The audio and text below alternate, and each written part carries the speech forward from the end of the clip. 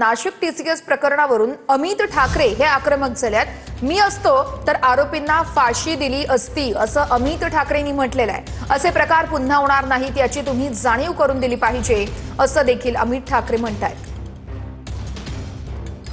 अशा प्रकारे कोणी फसवलं एक एक्झाम्पल सेट करा। तुम्ही जर एक्झाम्पल सेट केलं नाही तर हे असेच करत बसणार।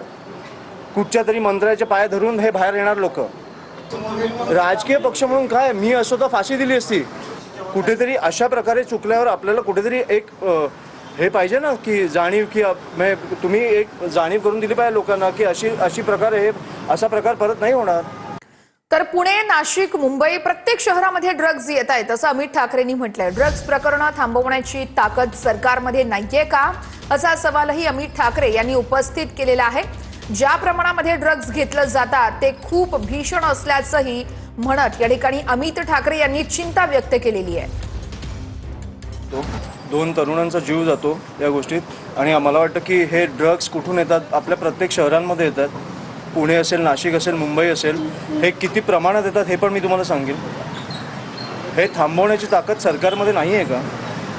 दरवेळेला असा काहीतरी प्रकार झाल्यावर मला वाटतं की आपण कुठेतरी ह्याच्यावर चर्चा करतो। हे थांबवण्याची मला वाटतं की ताकद असली पाहिजे की पोलिसांना तुम्ही एक 24 तासाचा फ्री हँड द्या।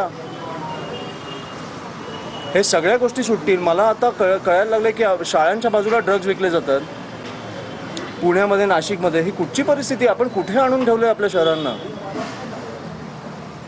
ह्या कुठेतरी गोष्टींवर आपण विचार करणार आहोत की नाही की एक पार्टीत खूप दुर्दैवी झालं, पण ज्या प्रमाणात ड्रग्ज येत आहेत, ज्या प्रमाणात ड्रग्ज कन्झ्युम केले जात आहेत हे खूप भीषण आहे।